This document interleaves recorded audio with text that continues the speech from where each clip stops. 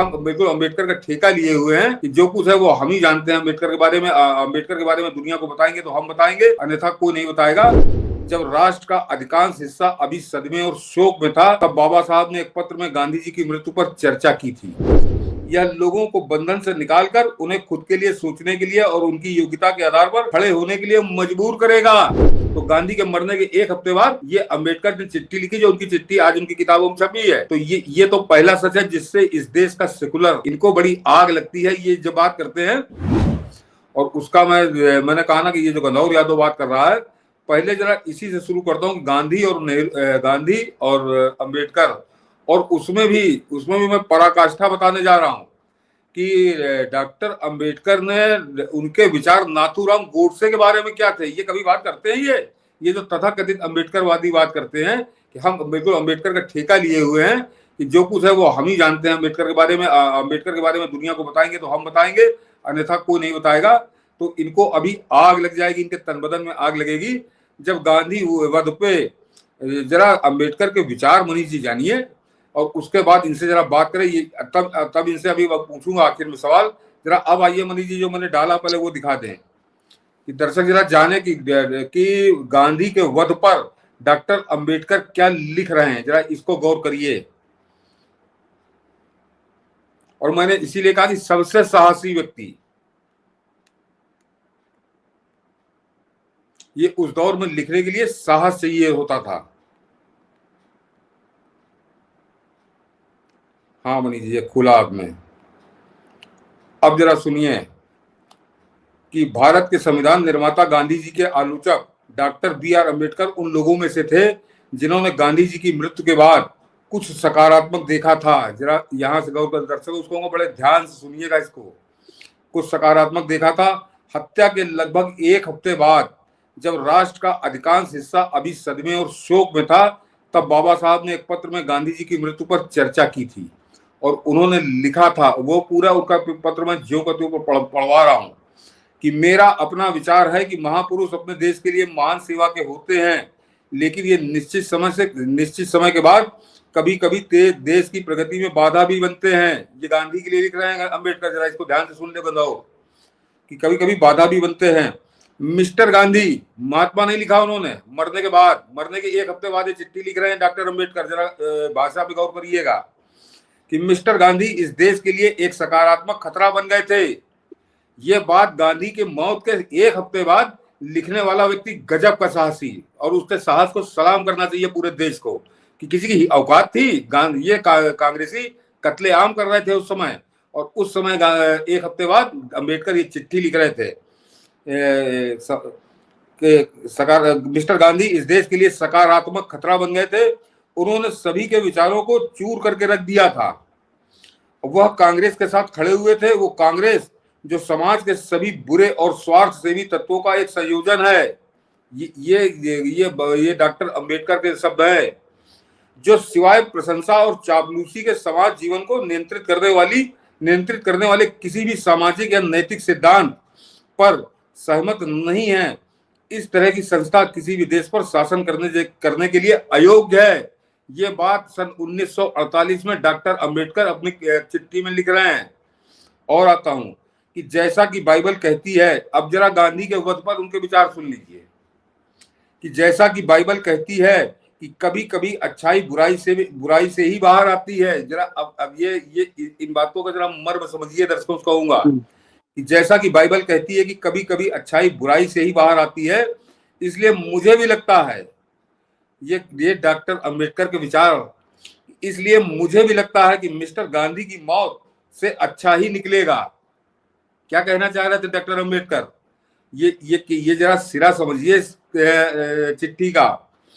इसलिए मुझे लगता है कि मिस्टर गांधी की मौत से अच्छा ही निकलेगा। यह लोगों को बंधन से निकालकर उन्हें खुद के लिए सोचने के लिए और उनकी योग्यता के आधार पर खड़े होने के लिए मजबूर करेगा। तो ये बात और गांधी की मौत के एक हफ्ते बाद, ये वो अंग्रेजी उनका वर्जन है। और ये बता दूं कि ये कोई मनगढ़ंत नहीं है, जरा नीचे इसका संदर्भ भी लिखा हुआ है कि ये जो है page number 205 letters of Ambedkar, लेखक सुरेंद्र अजमत। ये लेटर्स ऑफ अम्बेडकर के पेज नंबर 205 में अम्बेडकर की चिट्ठी छपी हुई है।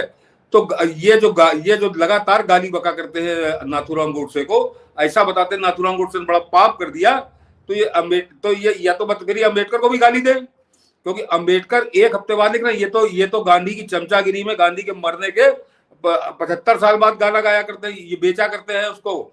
लेकिन जो आदमी उस समय जिंदा था और जिस आदमी ने, जिसका नाम डॉक्टर भीमराव अम्बेडकर था, जिसने बहुत करीब से गांधी के कर्मों को देखा था, गांधी इस देश के लिए कितना नुकसानदायक है और कितना लाभदायक है, ये डॉक्टर अम्बेडकर से ज्यादा ना ये गणौर यादव जानता है, ना इस देश के सेकुलर गिरोह जानता है।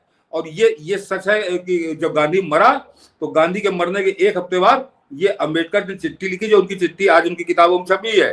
तो ये तो पहला सच है जिससे इस देश का सेकुलर, इनको बड़ी आग लगती है। ये जब बात करते हैं तो ये हमेशा बताते हैं हिंदू धर्म को बड़ी गाली बकते, क्योंकि हिंदू धर्म से बड़ी उनको घृणा थी, बड़ी नफरत थी, बड़ा फलाना था, ढिमाका था। अभी उस पर भी आता हूं मनीष जी।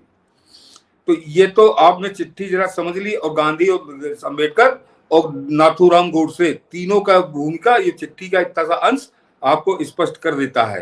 अब आता हूं मनीष जी जरा हिंदू धर्म के ऊपर। तो जरा ये गणौर यादव बताए, या पूरे जिनके बाप दादे जिनको ये अपना बाप मानता हो, वो इटली वाली को अम्मा मानता हो, ये सब लोग बैठ जाए 2, 4, 5, 10 घंटे, 2, 4, 10 दिन समय ले ले और एक बात का जवाब दे दे मनीष जी, कि डॉक्टर अंबेडकर ने जिस समय सनातन धर्म का त्याग किया, उन्होंने हिंदू धर्म को छोड़ा, तो उन्होंने इस्लाम धर्म क्यों नहीं अपनाया, उन्होंने ईसाई धर्म क्यों नहीं अपनाया, उन्होंने और कोई धर्म क्यों नहीं अपनाया, उन्होंने बौद्ध धर्म क्यों अपनाया? बौद्ध धर्म है क्या? बौद्ध धर्म उसी हिंदू धर्म की कोख से निकला एक धर्म है। आप एक तरह से अगर आप बात करिए तो हिंदू धर्म या बौद्ध धर्म की अगर आप बात करिए तो एक ही माता पिता की 2 संतानें हैं। कोई गौतम बुद्ध जो हैं वो कोई चंद्रमा से थोड़ी आए थे, वो कोई मंगल ग्रह से नहीं आए थे, वो इसी भारत की मिट्टी में जन्मे थे, यहीं पैदा हुए थे और यहीं पे उन्होंने एक नया धर्म इजाद किया, उसको उन्होंने बौद्ध धर्म का नाम दिया। और आज भी बौद्ध धर्म शांति का धर्म माना जाता है। उन्होंने कोई बवाल वाला धर्म नहीं किया, उन्होंने कबीले बना के लूटने वाला धर्म नहीं तैयार किया, उन्होंने कोई किताब नहीं लिखी कि हमारे इसी किताब के गुलाम बन जाओ और 2000 साल बाद भी इसी किताब में जो लिखा है वो वही मानना, 2000 साल में दुनिया कितनी बदल गई इस चक्कर में मत पड़ना। तो इस तरह के मूर्खतापूर्ण काम नहीं करके गए। और हिंदू धर्म से निकले हुआ एक अंग है उसका, हिंदू धर्म का एक अंग कह लीजिए, हिंदू धर्म का एक भुजा कह लीजिए, हिंदू धर्म के एक माता पिता की एक संतान है वो भी। और आज भी मनीष जी आपका भी अनुभव हुआ होगा, हमारे दर्शकों का भी अनुभव हुआ होगा कि गौतम बुद्ध एक ऐसा नाम है, ऐसे भगवान कह लीजिए, ऐसे महापुरुष कह लीजिए, संत कह लीजिए, महात्मा कह लीजिए, कि जिनकी प्रतिमा वो आदमी अपने ड्राइंग रूम में सजा के रखता है।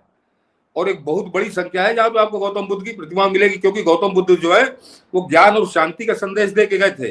तो 90% हिंदुओं के घर में आपको मिल जाएगा गौतम बुद्ध की मूर्ति, आपको मिल गौतम बुद्ध को मिल जाएगा। और तो भले वो पूछता नहीं हो, लेकिन वो सम्मान के रूप में रखता है। जी हाँ, सम्मान के साथ रहता है। उनके ड्राइंग रूम में वो होती प्रतिमा।